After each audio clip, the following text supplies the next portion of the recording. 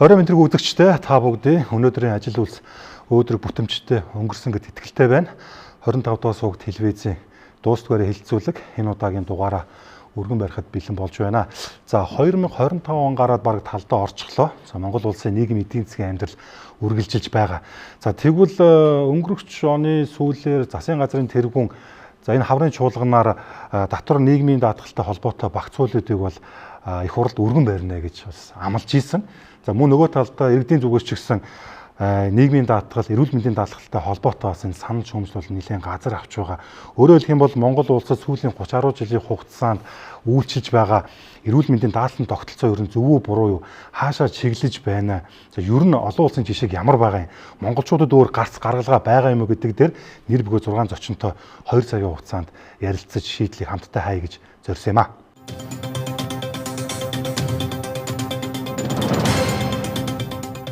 За ингээд хилцүүлэлт хүрэлцэн ирсэн та 6-аа талархлаа илэрхийлье. Өнөөдрийн бидний хилцэх, ярилцах сэдэв бол ойлгомжтой. Монгол улсын эрүүл мэндийн даатгалын тогтолцоо хаашаа явж байна те? Олон талаас нь ярилцъя. Зөв бурууга тунгаацгаая.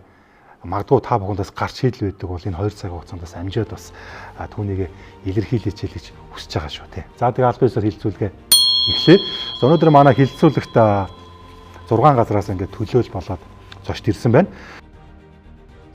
Ягжид сүрэнгийн чин бүрэн Монгол улсын их хурлын гишүүн Баасангийн алтан хуйг эрүүл мэндийн даатгалын үндэсний зөвлөлийн гишүүн Монголын төмөр замчдын үйлдвэрчний хэвлэлийн холбооны дарга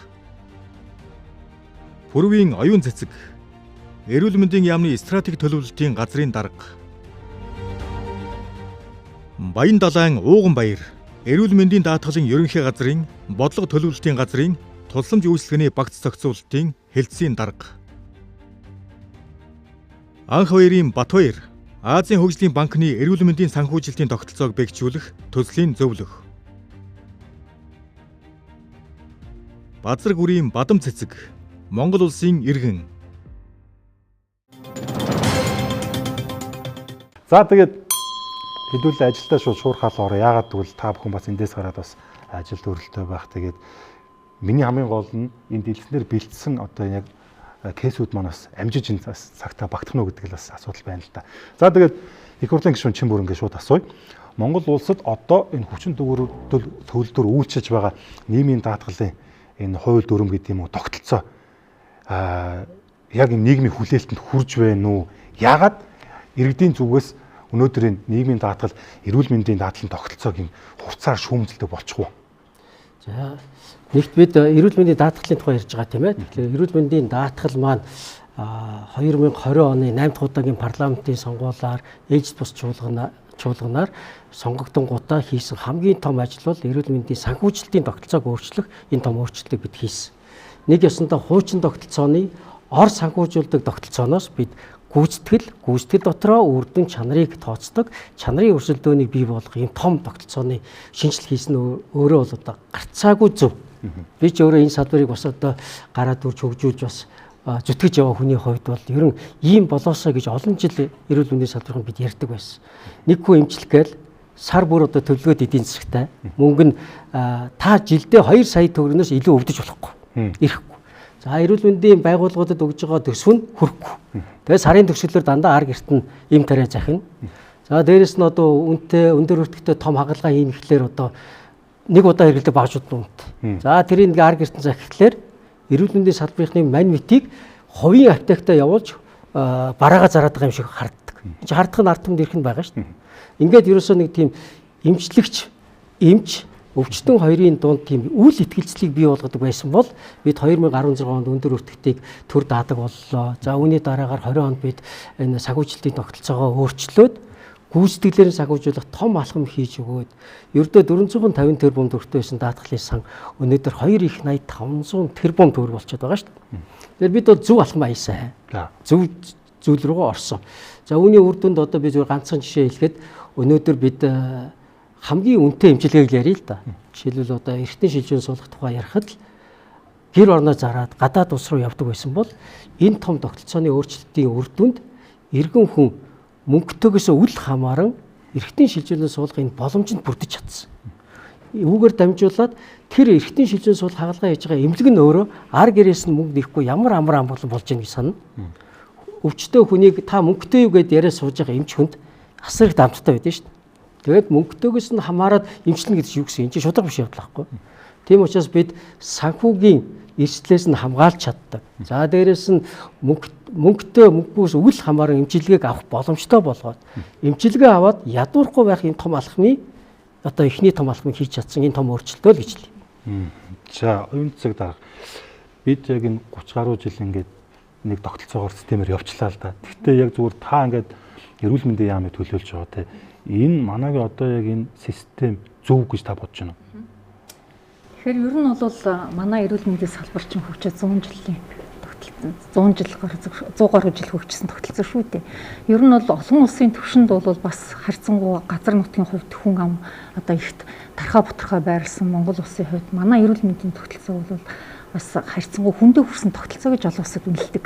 Гэвэл энийг бас хэлэх хэрэгтэй байна. Яагаад гэвэл тэнд 2000 хүн байна уу, 200 мянган хүн байгаагаас үл хамааран ямар нэгэн байдлаар сумын түвшинд хүртэл, багийн түвшинд хүртэл эрүүл мэндийн тусан живжлэг үзүүлэх зохион байгуулалтыг хийж чадсан. За ер нь бол одоогийн энэ тогтолцоог юу вэ гэхээр сая Чимбэрэн гишүүн хэллээ. Эрүүл мэндийн салбарын санхүүжилтийн шинжилгээг дагаад салбарын бүтэн шинжилэл явагдаж байгаа. Өөрөөр нь бол бид нар маш олон жил эрүүл мэндийн салбарыг шинжилнэ, зохион байгуулна, өөрчлөлт хийн гэж ярьсан. За энэний гол хөшүүрэг маань өөрөө яг хүндээ хүргэх, за тэгээд тусан жилийн чанар сайжруулах гэдэг гол хэсэг нь бол энэ санхүүжилтийн хөшүүрэг байсан юм аа. Тэгэхээр өмнө нь бол энэ санхүүжилтийн шинжилэл явахаас өмнө улсын төсвийг эрүүл мэндийн байгууллагуудад өгжил байдаг. Тэндээ хүмүүс нь хэвтэж гэнэ үү, эрүүлжиж байгаа юу, үгүй юу гэдэг мэдээж энэ дээр гарч ирсэн маш сайхан том дэвшлүүд бий. Хүн амын эрүүл мэндийн чиглэлээр гарсан. Одоо хүн амын дундаж наслалд орцсон байна, тийм ээ. За эрүүл мэндийн онцлогоо эмчилгээний технологи сайжирсан байна. За тэгэхдээ бид нар 2020 оноос хойш эрчимтэй орсон энэ санхүүжилтийн шинжилгээг дагаад одоо салбарын хэмжээнд бол маш том шинжилгээ явж байна гэж үзэж байна. Энэ дээр дагаад бид нар хүний нөөцөөр шинжилэх хэрэгтэй болж байна. Цахимжилтаа шийдэх бүх цахим технологиг нэвтрүүлэх шинжилгээ хэрэгтэй болж байна. Нөгөө чанар гүйцэтгэл суйрлаа тосон жившлэгийг хүндээ хүргэхийн тулд эрүүл мэндийн байгууллагууд шинэ техник технологиг нэвтрүүлэх хүртэл энэ хурдцтай нэвтрүүлэх хэрэгцээ шаардлага хүртэл бий болж байгаа гэж үзэж байгаа. Тэгэхээр бид нар шинжилгээг зөвхөн цаасан дээр биш, ерөнхий санхүүжилтийн шинжилгээг дагаад бодис шинжилгээ. За 20 онд бид нар эхлүүлээд 21 22 онд 2021 онд бол үндсэндээ ковид гэдэг нэг хэсэгтээ саарлаа шүү дээ. Одоо бол энэ санхүүжилтийн шинжилэл маань хэрэгжээд ер нь 4 дахь жил рүү орж байна. Энийг дагаад маш олон шинжилгэүүд салбарын хэмжээнд хийгдэж байна. Эрүүл мэндийн байгууллагуудын бүтэц зохион байгуулалтын хувьд ч гэсэндээ бид нэр эргэж харах шинжилгээ зохион байгуулах хэрэгцээ бий болж байгаа гэсэн. Одоо та бол яг иргэдийн төлөөлнө. Яг бол та зөвлөлд яг иргэдийн төлөөлнө гэж багтсан үнтэй. Тэгэхээр сүүлийн үед залуучууд ялангуяа ер нь улсад ер нь татвар шимтгэл төлөх хэрэгтэй юм уу? Ялангуяа нийгмийн болон эрүүл мэндийн даатгал бид ер нь ингээд цалингаас мөнгө ингээд суудгуулдаг боловч бидэнд юу хэрэг болох юм уу гэсэн юм уур амьсгалд нь ойлж байна л да. Одоо би буруу хараагүй бол сүүлийн жил дараалал ингээд энэ залуучууд төв талбай чагсаж чинь тий. Гол асуудал бол ерөөсөө л бидний төлсөн татвар эргээд бидэнд хэрэг болохгүй байна л гэсэн юм ярьж байна л да. Энтэй бол одоо нийгмийн хүлээлт бол яг юм байна. За өнөөдөр нийтдээ 3.2 сая даатгуулагчаа одоо эрүүл мэндийн даатгалын сан даатгал төлж байна. За үүнээс нэг 770 орчим мянган яг одоо ажил хөдөлмөр эрхэлж байгаа буюу таны одоо асуудал яг одоо ажиллаа хийгээд цалингаасаа 2% ажилтан. За ажил олгогч 2%-ийг ингээд төлж байгаа. За ингээд яг хэрэгцээ шаардлага гардаг. Ажил хийж байгаа хүн бол дийлэнх тохиолдолд бол эрүүл мэндийн тусламж үйлчилгээ авдаг тохиолдлын тоон бол маш бага байдаг. За ингээд нэг эрүүл мэндийн тусламж үйлчилгээ авах гээд эмнэлгийн байгууллага татдаг. За энэ тохиолдолд нөгөө очор дараалал, за магадгүй санхүүжилтээс хамаарат одоо хувийн төлбөрийн асуудал, гих мэтлэн ийм олон асуудлууд ургаж эхэлдэг. Эннээс болоод одоо нөгөө стрессч. Би одоо сар болгон цалин дээрээсээ нийгмийн эрүүл мэндийн даатгалын шимтгэл төлөөд байтал би жилдээ нэг юм 2 удаа авах гэхээр одоо ийм өндөрлөл үүсэж байна гэж. За энэ бол гол асуудал бол эрүүл мэндийн даатгалын тухай хуулиар манай улсын эрүүл мэндийн даатгалын тогтолцоо маань өнөөдөр за илүү нөгөө эрсдлийн хуваах зарчим буюу эв санааны нэгдлийн зарчимтай яваад байгаа.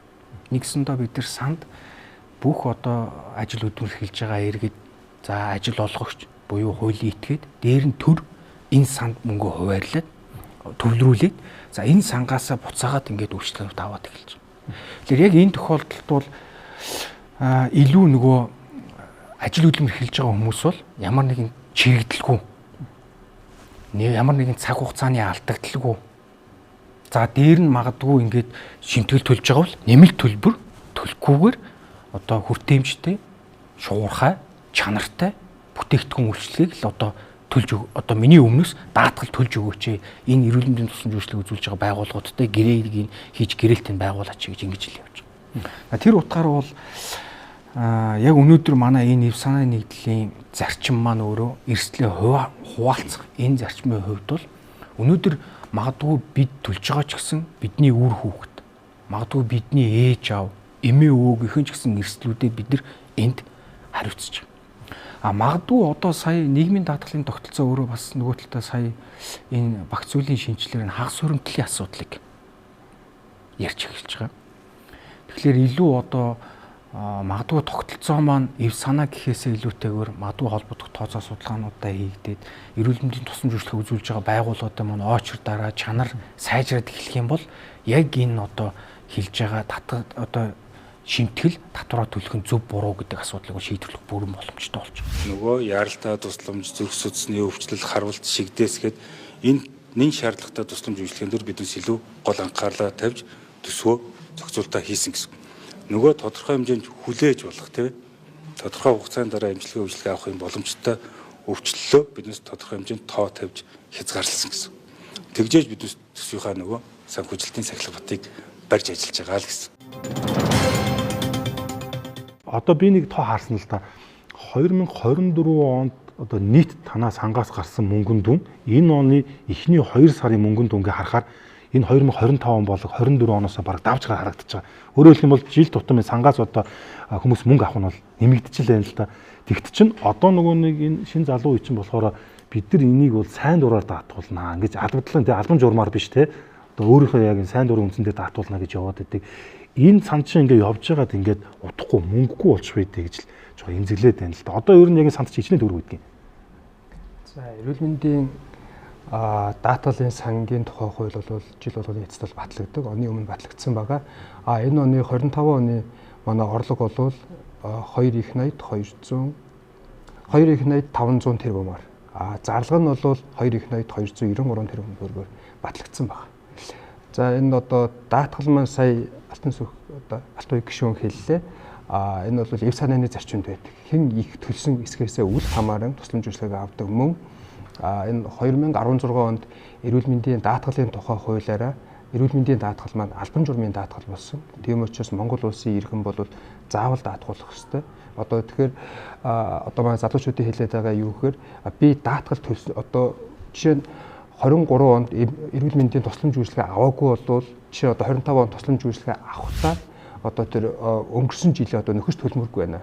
Яг тэр 23 онд би тусламж үйлчлэгээ аваагүй юм чинь би энийг төлөх ямар хэрэгтэй юм бэ гэдэг одоо ийм ярьж байгаа. Тэгэхээр энэ сая эв санааны зарчим гэхээр юу гэхээр за би 23 онд эрүүл мэндийн тусламж үйлчлэгээ аваагүй байлаа ч гэсэн миний төлсөн эрүүл мэндийн даатгалын одоо тэр одоо шимтгэлийг миний аав ээж үр хүүхэд гэдэг юм уу те эдгээр хүмүүс хэрэгжилж байгаа л гэж бид нар одоо ойлгох хэрэгтэй. Тэгэхээр энэ маань бол ингээд нөгөө энэрэнгүүд зарчим байгаа. Дээрээс нь энэ даатгалын одоо сангаас зарцуулж байгаа тусламж үйлчлэгийг авахдаа нөгөө төр хариуцах иргэд буюу одоо нөгөө тэтгэвртэй, гүрүүвтэй, хөгжлийн мэргэжлтэй, хүүхдээ асарж байгаа эцэг гэх гэдэг юм уу те ийм 7 бүлэгхэн байдаг л та. Эдгээр хүмүүс маань бол ямар нэгэн хамтын төлбөр төлөхгүйгээр 100% үн төлбөргүйгээр авч явдаг гэсэн үг. Миний 100 гартал сууж байгаа нэмэгтэйг бол Бадам цэцэг гэдэг Монгол улсын иргэн. За ер нь бол үзэгчид бол ичнээ бараг таньж байгаа та сүүлийн хэдэн жил охиноо хөл дээр нь босгочих гээд одоо байдгаараа л гүйж ин л да. Монгол байтугай хүний газар хүртэл ингээд одоо та нар харсан бол гарт хийж болох зүйлийг хийгээ явж байгаа. Энэ хүн бол одоо өнөөдөр яг энэ эрүүл мэндийн даатгалын тогтолцооны үр шимийг одоо яг хүртэж чадахгүй байгаагийг яг бодит би кейс гэж хараад байгаа байхгүй. Тэгэд энэ хүн бол одоо миний ажил сууж байна. Та зүгээр яг өнөөдрийн сэдвтэй холбоотойгоор ингээд нэг байр суурь илэрхийлж одоо цаашаа хэдүүл ингээд задлаа явж байгаа. За би бол одоо ингээд юу гэдгийг Монгол улсын иргэн тэгээ 2021 оны 9 сарын 5-нд охинтой болсон. Тэгээ хин хөвлөгөөс ураг өөрөө төрөх явцыг төр өөрөө хариуцнаа гэ 3-4-1-7 гэдэг үндсэн хуулиараа бид нар ингээд одоо хүүхдээ болгоо төрөх явцыг төр хариуцаад эмнэлэгт очиж өнгөө төрдөг.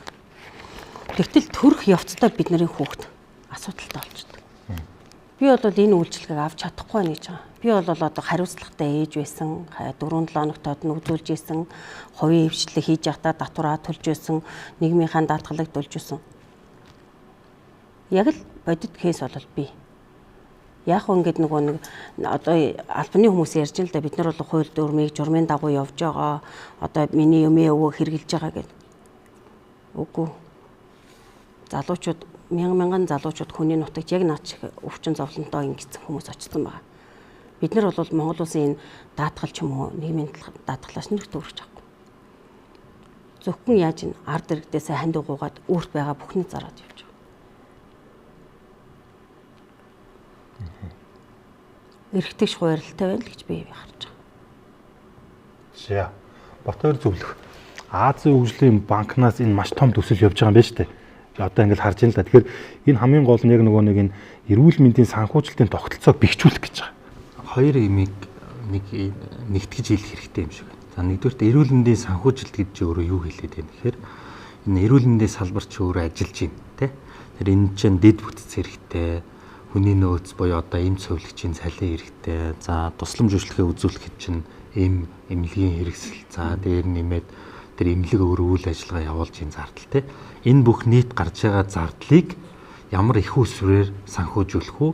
Ямрыг нь иргэд одоо өөрөө төлөх вэ гэдэг энийг хэлээд байгаа юм. Тэгэхээр ерөнхийдөө энийг болохоор олон улсад бол эрүүл мэндийн үндэсний тооцоо гэж хэлж байна. Ерөөсөө эрүүл мэндийн салбарт хэдэн төгрөг эргэлдэж байна гэдэг асуудал авч үзнэ. За тэгэхээр ерөнхийдөө ингээ аваад үзэхээр манай улс болохоор үндсэндээ бол улсын төсөв, эрүүл мэндийн даатгалын шимтгэлийн орлого болон хувь хүний төлбөр, за тэгээд зээл тусламж гэсэн юм 4 их усрээс бүрдэж байгаа. 2006 оноос хойш бол манай улсын эдийн засаг гайгүй болоод энэ урсгал үйл ажиллагаанд олон улсын байгууллагын зээл тусламжийг авах болсон. Тэгэхээр өөрөөр татвар шимтгэлийнхээ орлогоор суур зардлуудаа санхүүжүүлдэг гэсэн үг. За зээл тусламж хийж байгаа. Зээл тусламжаар бол эрүүл мэндийн салбарын тухайд бол одоо бол голдоо хөрөнгө оруулалтыг хийж байна. Жишээлбэл одоо хамгийн ойрхон жишээл бол одоо ADB-гээс гэхэд бол сонгон найрханы нэгдсэн эмнэлгээс одоо хаан уулын нэгдсэн, уус аймгийн нэгдсэн эмнэлэг. За одоо Чингэлтэй дүүргийн нэгдсэн эмнэлэг яг олон улсын жишгээр нь барих юмнууд хийгдэж байна л да. Нэлээд юмнууд байгаа. Тэгэхээр бол одоо бол төсөл хөтөлбөрөөс бол голдоо хөрөнгө оруулалт, тоног төхөөрөмж дөр илүү орж байгаа гэж ойлгож байна. За яг урсгал зардлаа ярив. Одоо яг эрүүл мэндийн үйлчилгээ гэдэг чинь өөрөө нэг талын бүтээгдэхүүн өөрөө өөрийн өртөгтэй үйлдвэрлэж байна. Цайлан, эмэн нэтргээ. За тэгээ энэ бүтээгдэхүүний гол нь энэ даатгалын тогтолцоон санхүүжүүлэх үгүй юу гэдэг асуудал гарч байна. Тэгэхээр одоо ярьж таны жишээн дээр бол одоо Монгол улсад эмчлэхгүй гадагшаа явж байгаа үед энэ мөнгө орохгүй байна гэдэг чинь өөрөлдвөл тэр хэсэг рүү санхүүжүүлэх хангалттай их усүр байхгүй нэ гэсэн үг. Тэгээд энэ дээр болохоор одоо манай улсын нийт эрүүл мэндийн зардлыг 100 төгрөг эргэлдэж байгаагийн үндсэндээ бол 34 төгрөгийг нь иргэд карманаас төлж байгаа. Үлдэж байгаа 66 төгрөгийг нь 50% нь улсын төсөв буюу татварын орлогоос өгч байгаа. Үлдсэн 50% нь шимтгэлийн орлого буюу дөрвөн тэр нийтдээ нэг сая 100 орчим иргэд одоо шимтгэл төлж байгаа. Үүний дээр 770 мянган нь бол яг албан сектор гэж хэлж байгаа. Өөрөөр хэлбэл ажил олгогчны төлдөг, ажилтнанд төлдөг. Үлдсэн нэг 400 орчим мянган нөгөө албан бус сектор буюу одоо малчид те хуваарай хөдөлмөр эрхлэгч гэдэг юм тэд. Тэгэхээр ийм их хөөс байгаа. Тэгэхээр дэс хэлгсэн санаа маань болохоор юу гэж байна гэхээр энэ мөнгө маань бол тодорхой их хөөсөр цуглардаг. Цугларсан мөнгнөөс аль үйлчлэгийг нь бий санхүүжүүлэх вэ гэдэг л ийм шийдвэр гаргаа явахаар яалтчгүй зарим хэсэг нь бол хаягдчихж байгаа. Ялангуяа бид нар бол сүүлийн Монгол банкны тооцоогоор бол 225 тэрбум төгрөгийг иргэд гадагшаа амжилтанд зарцуулсан. Манай хүүхд ихнэлхсэн сэхэнд байгаа. Сэхэнд бол асар олон хүүхд байна. 20 хүүхд байна, 8 10 хүүхд байна. Ингээд өдрөөс өдөрт багасаад байдаг. Энэ дээрээс амьд гарч байгаа нь ховорхон байна. Би ингээд нэг сар хүүхдээ хэлэхэд энэ дотор 10 хүүхд бурхан болж байна. Тэгэхээр би их хүн штэ. Би өөрөө хөгжлийн бэрхшээлд бол 3 жил одоо гөрөв суудсан байгаа хүн тийм ээ. Гэхдээ би их хүн байхгүй юу? Энэ хүүхдүүдийг хараад би надад үнэндээ л яанда гэж хэлмээр байна. Монгол улс хүүхдэд орхисон байна. Би ягаад өнөөдөр энд хэвлэн бах оролцож байгаа гэхээр би өөрийнхөө хувийг одоо 140 сая төгрөгөө ингээл ёстой би нэрээ ард түмнийхээ кармаг тогшоол та нар минь хандив хайрлаач гэдээ уйлаад гуйхад минийх босч гинэ босч гин. Тэгтэл ягаад тэнд хүүхэд өгөхэй таа юм бэ? Дебициттэй хүүхэд 1086 байна. Сүүлийн жилүүдэд төрсэн хүүхэд. Тэр хүүхчийн нилээ бодлоо төрдгөө байхгүй юу? Үнэндээ ургийн гажигтай төрөөд ивэл төр энэ хүмүүсээ ирүүлжүүлээч. Тэгтэл манай хүүхдүүд бол генетикийн гений өөрчлөлтөө гэж байгаа. Би гений өөрчлөлтийн шинжилгээ өгөхөд 23 дахь хоромсоо мөнгө гараад ирсэн. Зүгээр л ээж хүнийг төрснөөс нь хойш ерөөсөө дарамталдаг. Та нарын буруу, та нар тэгдэг. Бид нар чинь арх хэрэглээд өнөөдөр те хордоо нөхцөлд ажиллаагүй ээж байхгүй юу би. Им тарeenийхаа хорыг бас ингээ те тайлж агаад бас хүн болсон эрүүл хүүхд гарах гээд үзэж байгаа. Манай хүүхд бол охин хүүхд байгаа. Тэгээ ингээд яваад байхад одоо нээжүүд бол үнэндээ зөвхөрлөө барцсан байдаг юм байна. Энэ саас ажилтаа гэдэг дебициттэй гэдэг ингээ тийм ээ. Одоо нэг сэтгцэн юутай гэдэг ингээд өөрчлөх зөвхтүүд бол эхний хэлхсээр хяналтанд орд юм байна. Хяналтын эмч за боли одоо болжооч үнэндээ биднээр битгий ингэж тоглооч л гэж хэлмээр байна.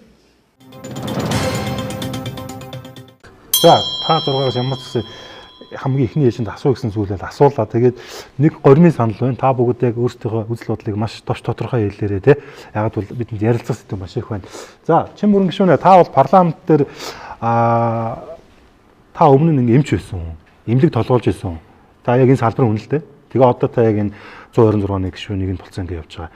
Тэнгүүт энэ эрүүл мэндийн даатгалын сан гэдэг нэг юм байна л та. Энэ аливаа сан бол ингээд энэ санд мөнгө орж идэг тийм үү? Энэ сан арвчих ёстой шүү дээ. Зүгээр хийсэн мөнгө тэр чигээр би байна гэж ойлгохгүй байгаа. Тэгээ ингээд энэ дүн тооцоо гарч ийн л та ингээд энэ санд чинь байгаа мөнгө ингээд ер нь ингээд одоо шүүрэн шанаг болд юм уу? Яа мэдээж зарцуулах гэсэн юмуд байгаа л бах. Гэхдээ энэ сан чинь ингээд доктортой үйл ажиллагаа явуулах ёстой тийм. Энэ чинь нэг өдөр ингээд хоосон болчих юм уу? Энэ сан ингээд ийм алдагдaltaй байна л да. Энэ яг юунаас болоод идэв? Та бол яг фронт байсан учраас энийг гадарлаж байгаа байна. За нэгт улан баяраа нэг зүйлийг ойлгоорой. Энэ эрсдлийн сан шүү. Энэ хоримтлын сан биш. За. Тийм учраас энд байгаа мөнгийг тэр өвчин зовлон тусч байгаа хүн болгонд зарцуулж хүргэж санхүүгийн эрсдлээс нь хамгаалах ёстой. За. Тийм учраас бид энэ өөрчлөлтийг хийсэн гол зорилго бол өнгөрсөн 20 оноос өмнөх үед бол хадгалаад үлдгэхлээр нь би нэг шагнадаг байсан шүү дээ. Бүр баяр хүргээд. За. Тэгээд яадаг байсан гэхэлэр нөгөө албан бус төлбөрүүд нь сая хэллээ шүү дээ. Одоо нэг 30 хэдэн хувийн хүн кармаасаа төлөөд байгаа бол тэр үчи бүр 50-60% иргэн өөрөө кармаасаа төлөөд. Тэгээ эмчилгээний зардал 2 саяас илүү жилдээ өгөхгүй. Тэгээд хоримтлал үүсгээд хоримтлын энтэнд банкнд тавиад хүү болгоод алдсан түүх байгаа шүү дээ. А бид бол энийг өөрчилсөн. Одоо эрсдлийн сан. Бага мөнгийг өвчин туссан хүн болгоныг эмчилгээд зарцуулаа. Үлдэгдэл үлдээсний төлөө би энд баяр хүрхгүй шүү. Харин зөв зарцуулаа гэдэг байхгүй юу.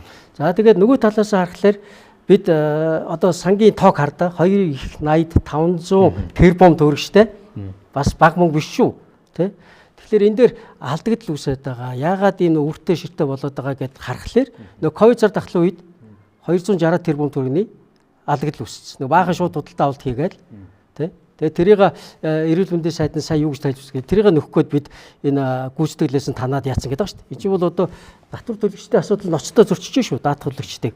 За юу бол би яг өөрөө нөгөө төсөв баталж байсан хүн учраас 22 онд бид нар чинь нэг бараг 200 тэрбумын бас яасан шүү дээ хөнгөл төсвөөс нөгөө энэ чинь ковид үеийн гарсан зардал бол тэр өөрөө даах хэрэгтэй байхгүй. Яг бол олон нийтийг хамарсан халдвар төвч. Даатгуулагчдын мөнгнөөс тэр төлж болохгүй байхгүй. За нэг энэ алдаагаа засах гээд явсаар байгаад сая одоо 24 оныг 25 онтой харьцуулаад хараарай. Гүйцэтгэлэнд 316 тэрбумаар давчихсан. Нэгсэн даатгалын сангаар өрөнд ороод байна шүү дээ тий. За энэ дээр тэгэл янз бүрийн авилгалын асуудал гарч ирэл ингээд байгаа юм бол ерөөсө бид энэ дээр хяналт тавьж чадж байгаа мó гэдэг нэг асуудал гарч иж байна. Мэдээж хэрэгцээ асар их. Мөнгө өөрөө хязгаартай.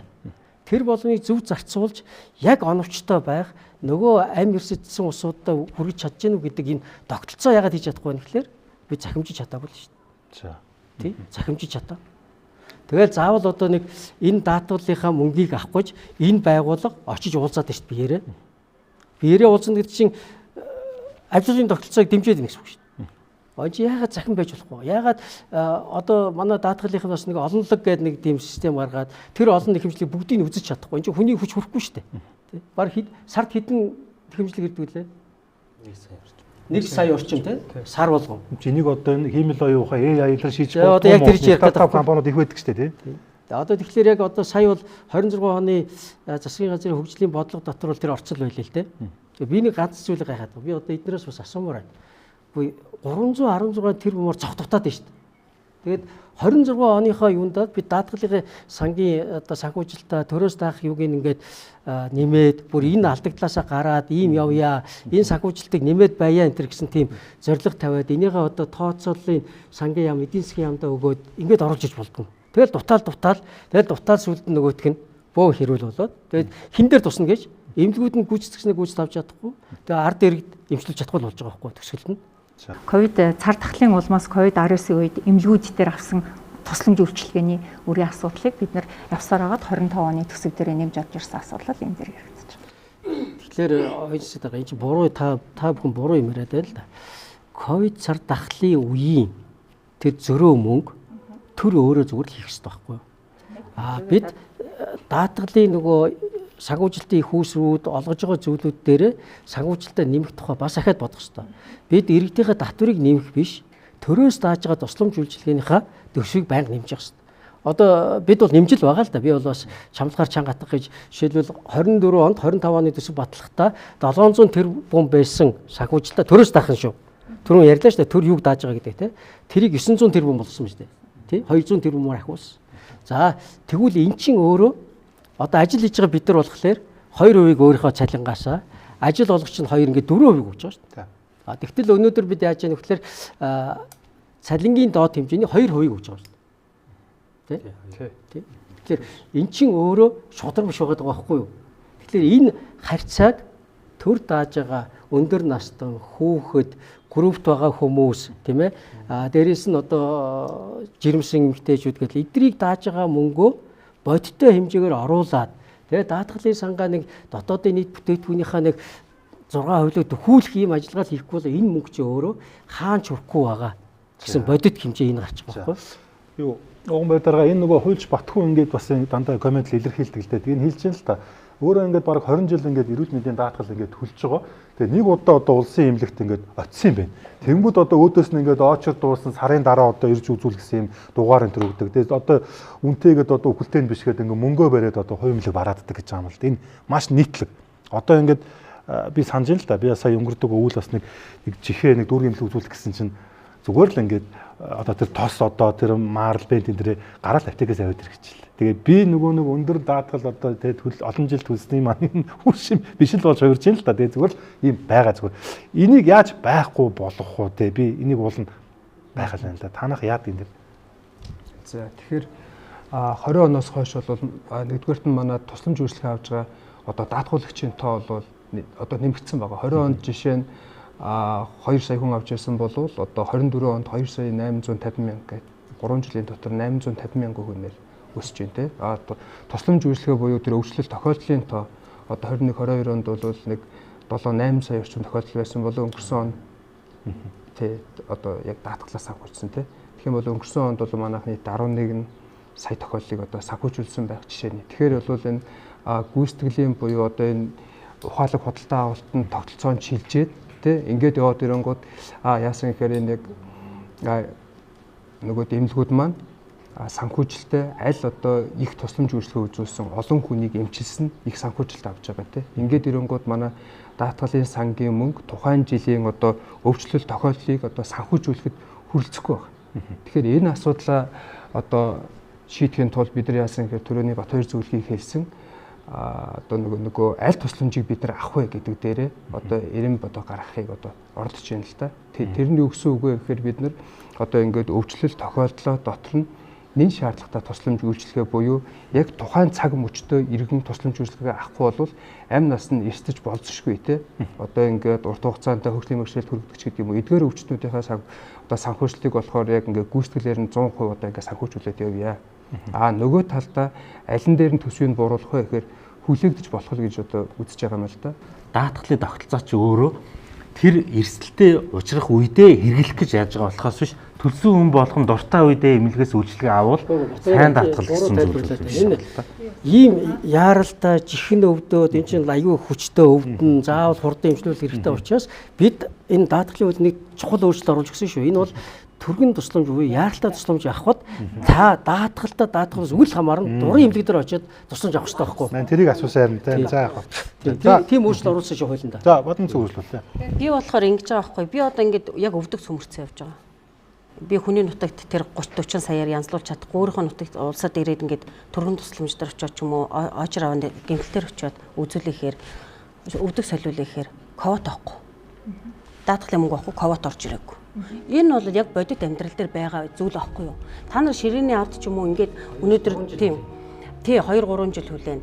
За эсвэл бид нэг юм хавдар илэрлээ гэхэд те 8 сард хүн хавдраа ингээд илэрсэн хавдраа ингээд бодоод өгч болохгүй. Би 2 ингээд юун дээр кенстер ингээд харж байгаа.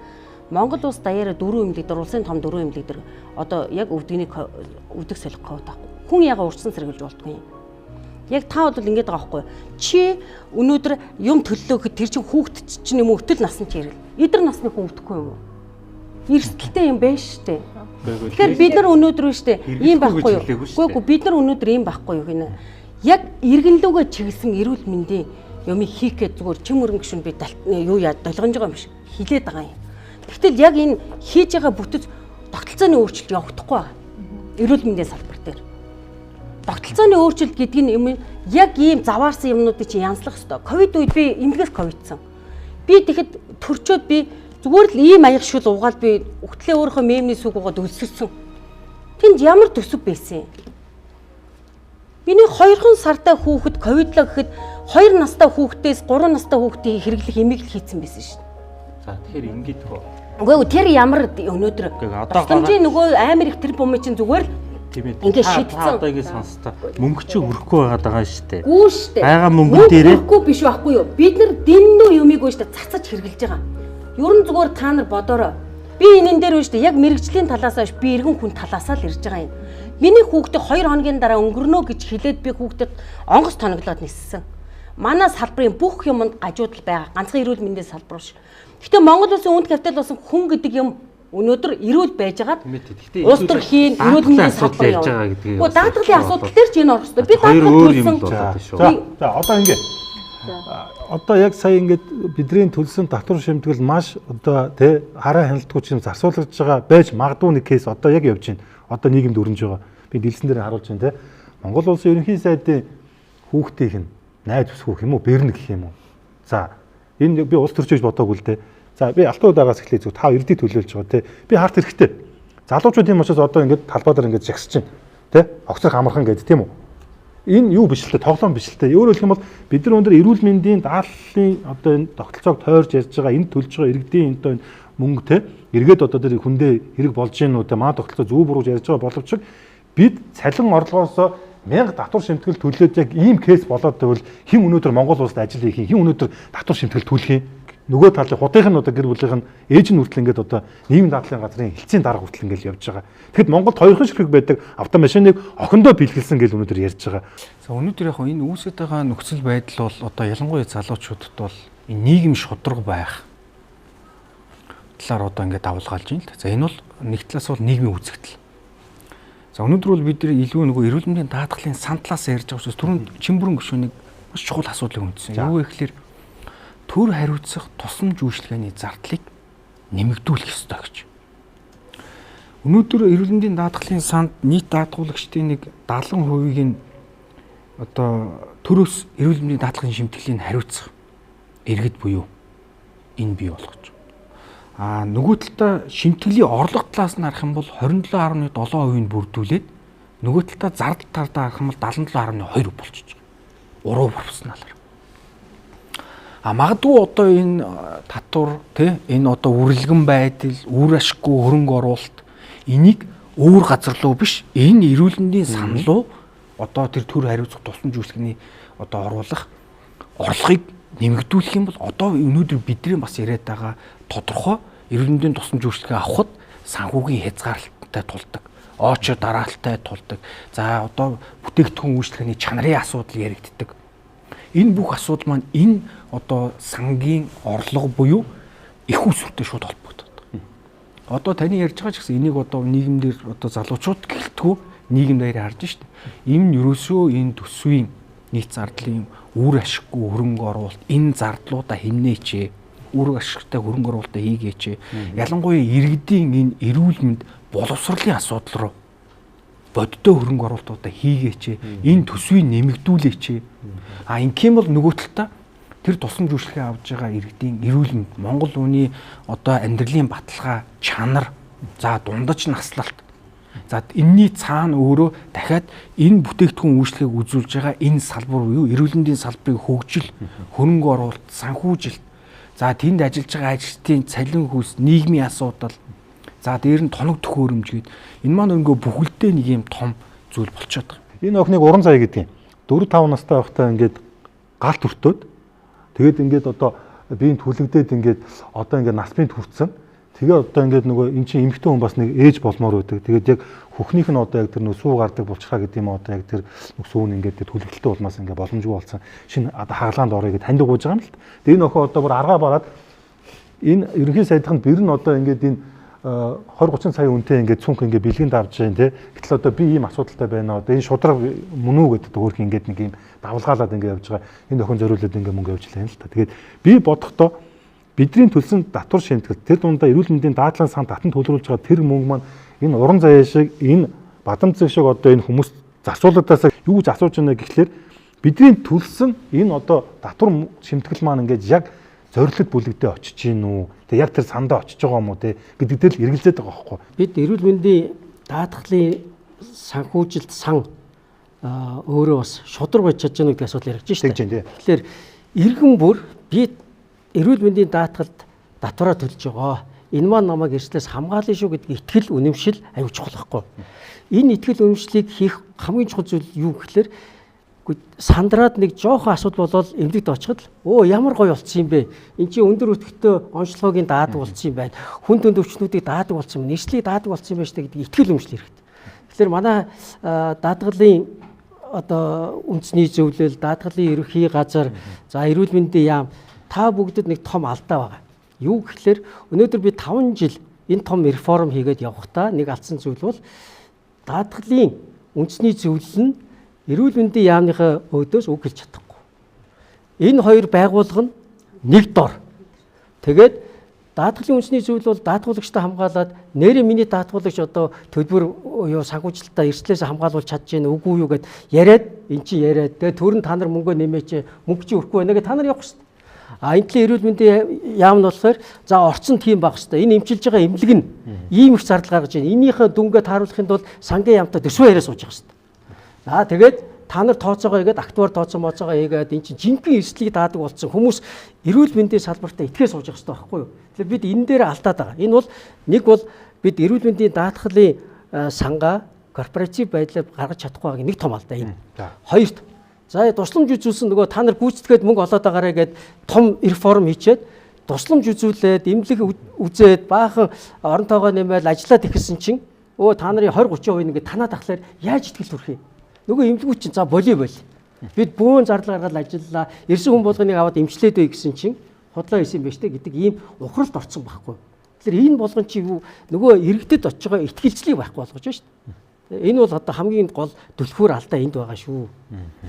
Улсаас нь цаанаас нийгмийн даатгал, эрүүл мэндийн даатгал гэдэг шууд хүчээр авч байгаа тий.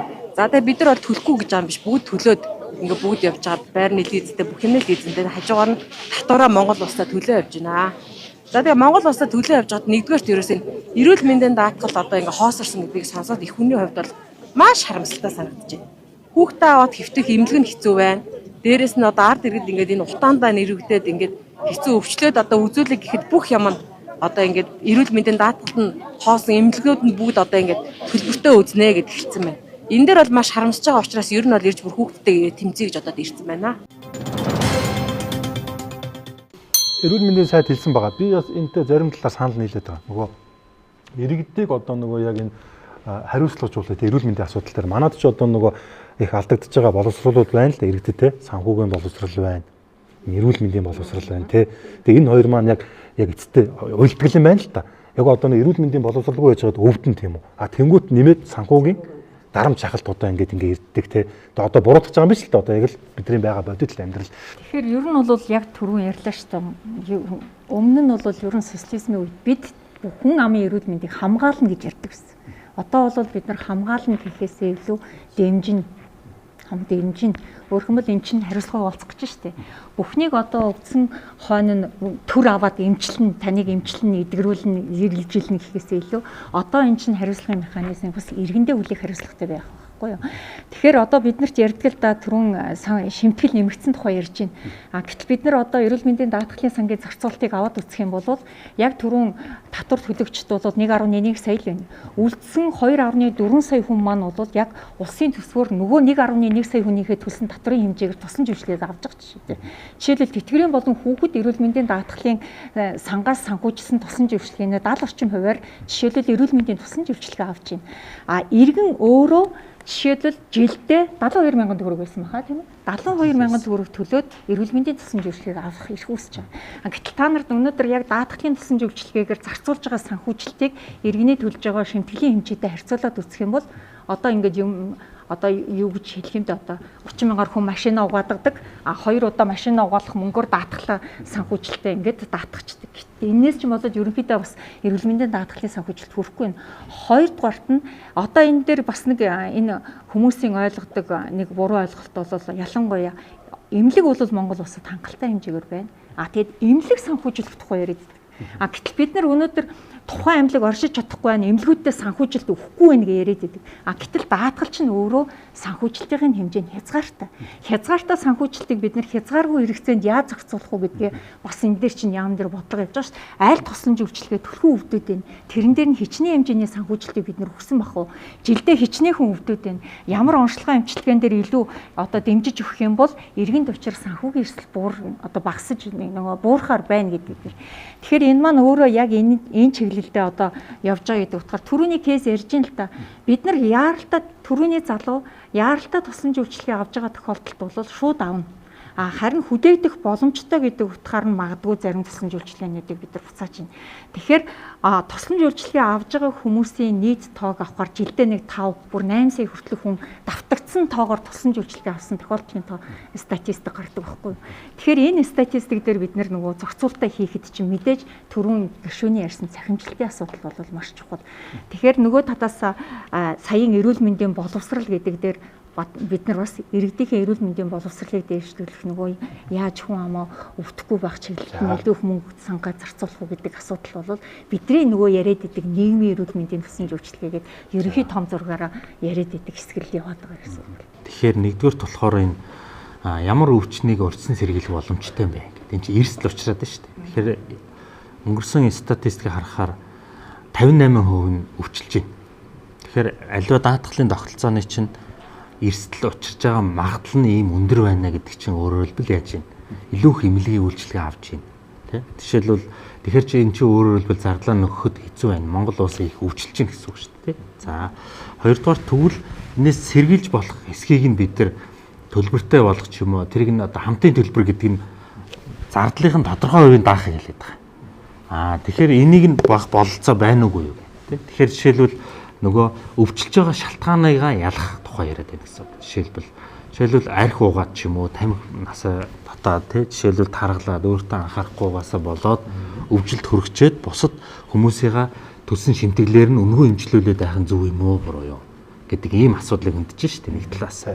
Маш чухал асуулт байна. Ер нь бол эрүүл мэндийн даатгалын сангийн мөнгө маань бол хүнийг одоо өвчлсөн үед нь гэдэг юм өвчнийг нь эмчлэх аль эсвэл аль нэгэн шинж тэмдэг илрээгүй байгаа үед нь эрт илрүүлэх гэдэг юм уу те.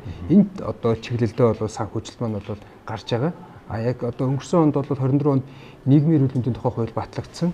Одоо энэ хуультайгаа холбоотойгоор одоо манай улсын нийгмийн эрүүл мэндийн одоо те өвчнөөс урьдчилан сэргийлэх эрүүл мэндийн боловсрол олгох гэх юм уу энэ асуудал маань бол одоо илүү төлхөө хөгжих байх гэж харж байгаа.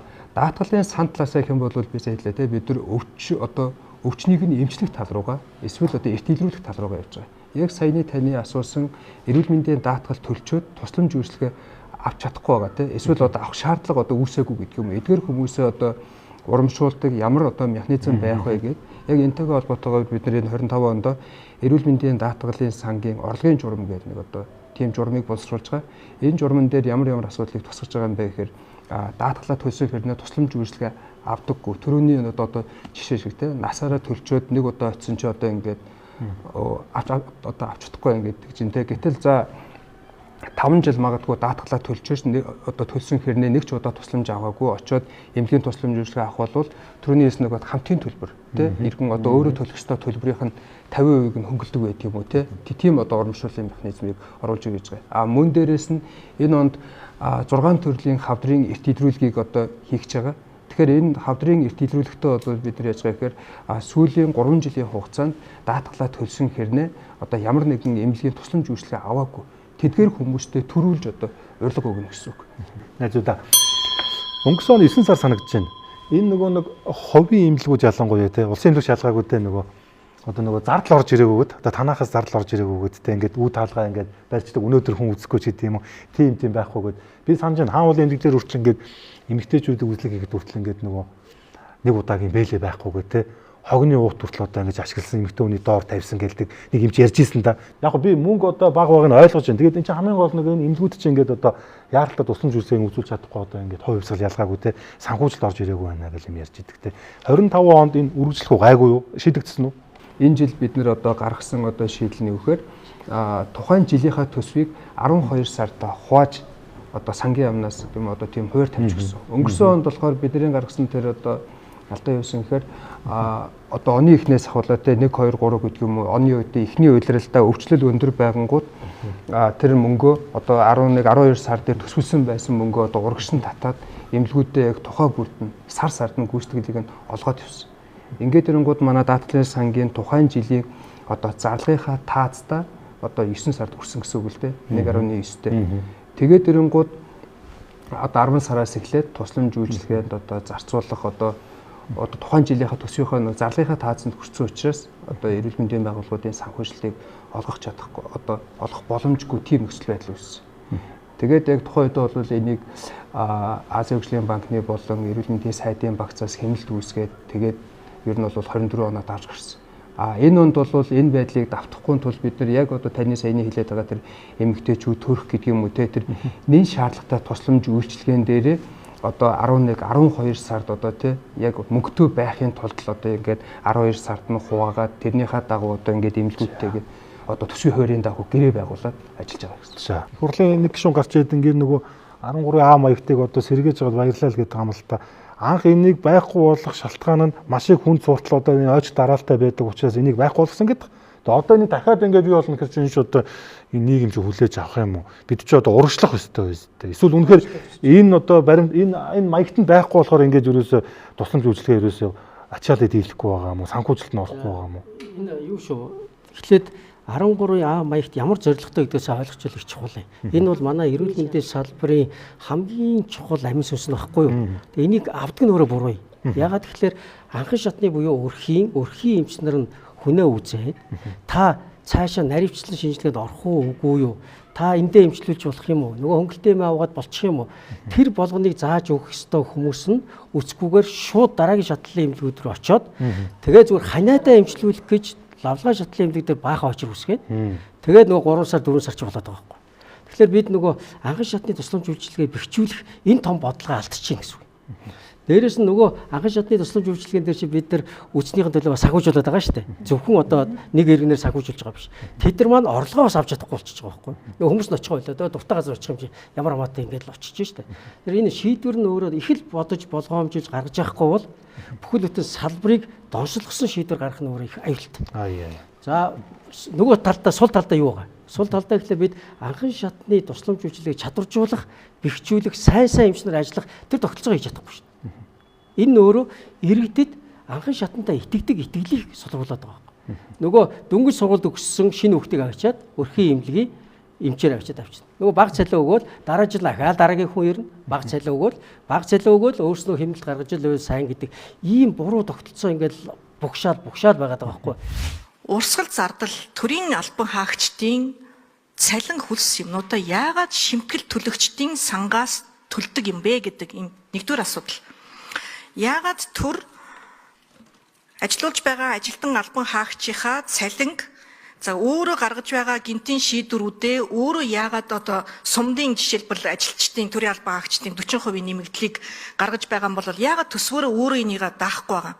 Яагаад шимтгэл төлөгчдийн бүрдүүлж байгаа сангаас энэхүү одоо асуудлуудыг оруулаад байгаа юм бэ? Энэ бүхэн чинь өөрөө эргээд энэ сангийн алдагдлалд хүрэж байгаа шүү дээ. Ер нь бол энэ тоон дээр энэ цагаан дээр хараар бичсэн байгаа асуудлыг би сая хэлж байна. Гурын А гэдэг бол одоо бодлогын хувьд бол том зургаараа бол зөв. Гэхдээ нөгөө талдаа эрүүл мэндийн даатгалын тухай хуулиар даатгуулагч өөрөө тусламж үйлчилгээ авах, эмнэлгээ сонгож үйлчилгээ авах хэрэгтэй гэж заасан. Яг энэ нөхцөл байдал одоо ямар нөхцөл байдлыг үүсгэж ийн нөхлөө түрүүн Чимбүр гişүн бас хэллээ. Лавлгаа шатлалын эмнэлгүүд дээр шаардлагагүй нөгөө очор дарааллуудыг бий болгодог. Одоо бид ч гэсэн тийм шүү дээ. Хүүхд өвдөхөр аливаа их нялхас тандыг эмч байна уу? Сайн хүн байна уу? Тэ? За энэ зүрхээр атгалаа энэ 3 дугаар эмнэлэгт нэг сайн эмч байна уу? Гэтэл яг тэр лавлгаа шатлалын эмнэлгүүдээр чинь нөгөө амьд энсэж байгаа. Нөгөө төлөвлөгөөт магадгүй одоо эрсдэл өндөртэй болчихсон хүлээгдэж байгаа улсуудаар давхар ийм ачааллууд үүсгэж байна. Яг даатгуулагч бол юу гэж байна? Би даатгалаа төлсөн бол уг нь би аль ч одоо даатгал гэрээтэй байгаа тусламж үйлчлэгээ үзүүлж байгаа байгууллагууд дээр би очиод хин дуртай эмч дээрээ хин дуртай эмнэлэг дээрээ яах нь үзүүлмээр шүү дээ. Энэ бол даатгуулагчийн эрх шиг. Даатгуулагчийн сонирхол. Гэтэл яг энэ сонирхлыг одоо бүгд нь ингээд орхичиг гэхлээр нөгөө талдаа энэ тусламж үйлчлэгээ үзүүлж байгаа байгууллага маань өнөөдөр манай байгууллагын чадамжийн асуудал түрүүнд хэлж байна. Агашны тусламж үйлчлэгээ үзүүлж байгаа байгууллагуудын маань чадах чадамжийн асуудал. Нөгөө талдаа бас эргэн талаас харах юм бол заавал магадгүй агашт маань үнэхээр чанартай сайн үйлчлэгээ үзүүлдэг байвал би одоо юу гэдгийг одоо баян хошуунаас төгжирч те тодорхой зардал гаргаж одоо 1 2 дугаар эмнэлэг дээр очиж дараа гэж яхаар би яг гэрийнхээ хажуудлын өрхийн эмнэлэг дээр яах нь тэнд үзүүлж байгаа тусламж үйлчлэгээ мэрэгжлийн эмчнэрийн чадвар бүтээгдэхүүн үйлчлэгэнийг авчвал даатгуулагч талдаа ч яах нь зардал цаг зав тэгээд эрүүл мэндийн тусламж үйлчлэгээ үзүүлж байгаа байгууллагууд дээр ч гэсэн хүндрэлж хэрэгдэл болохгүй ийм л одоо том тогтолцоог бий болох шаардлагатай. Маягтын бол одоо захимжуулах нь зөв шүү. Нэг цаас чирээл явах гад тэгээ тэр чи хүлээж хэрэггүй шүү дээ. Анхан шатны эмч үзлээ 13 маягт бичлээ пак тэр нь захин боллоо. Дуртай газараа өөрөө очиод миний нэр тэрэ гэж очиход тэр нь ушигддаг л байсан шүү дээ. Ер нь энэ хоёр талтай. Хуучин бол бид нар энэ өвчтөд шилжүүлэх тогтолцоог захимжуулсан учраас 13 маягт хэрэггүй боллоо гэж зарласан шүү дээ. Яг захимжуулна гэдэг чинь өөрөө энэ тусламж үйлчлэгийг зөвхөн захин хэлбэрээр технологийн шийдлийг шийдсэн болохоос биш 13 маягтыг ерөнхийдөө хэрэггүй боллоо гэдэг ийм асуудал бол ярихдаггүй байх хэвээр. Тэгэхээр нэг талаасаа бид нар яаж яах вэ гэхээр анхаачны тусламж үйлчлэгийг ерөн салбарын хэмжээд бид нар илүү нийгмийн эрүүл мэндийн тусламж үйлчлэгийг үзүүлэх одоо хэсэг байх юм байна гэж нэг хэсэг явсан үе би. Одоо яаж яах вэ гэхээр энэ маань өөрөө одоо эрүүл мэндийн даатгалын санхүүжилттэй холбоотойгоор одоо бид нар анхаачтай эргээд одоо үзүүлж байгаа тусламж үйлчлэгээний хувьд ч гэсэнтэй илүү бас харж үзэх шаардлагатай болж байгаа. Тэн дээр илүү хүн очиод тусламж үйлчлэгээ хамгийн наазахын лабораторийн шинжилгээ хийлээдэг болгочих тийм ээ. Тэн дээр нарийн зарим одоо хүүхэд ч гэдэг юм уу те одоо зарим нарийн мэрэгчлийн тусламж үйлчлэгийг тэндээс авах боломжийг бид нар бүрдүүлж хэвээр. Тэгэхээр анхаачныхаа тусламж үйлчлэгээ үзүүлж байгаа хүрхийн эрүүл мэндийн тусламж үйлчлэгийн чиглэл бид нар бас одоо өөрчлөлтийг цагуулж байгаа гэсэн үг. За нөгөө талаас болоод ирэхээр иргэдийн хувьд түрүүн эрүүл мэндийн боловсрал гэж бид нар ярьсан шүү дээ. Манайх чинь яадгүй гэхээр эрүүл мэндийн тусламж үйлчлэгийг 1-р эмнэлэг, 3-р эмнэлэг хавдар энэхээс авуулал тусламж үйлчлэгийг хавна гэж явдаг. Гэтэл түрүүн ярьж штэ тусламж үйлчлэгийг авах гээд хүлээгдэл өндөр байна гэдэг. Гэтэл орон нутагт тэр тусламж үйлчлэгийг олж авах боломж нь бүрэн байгаад идэг.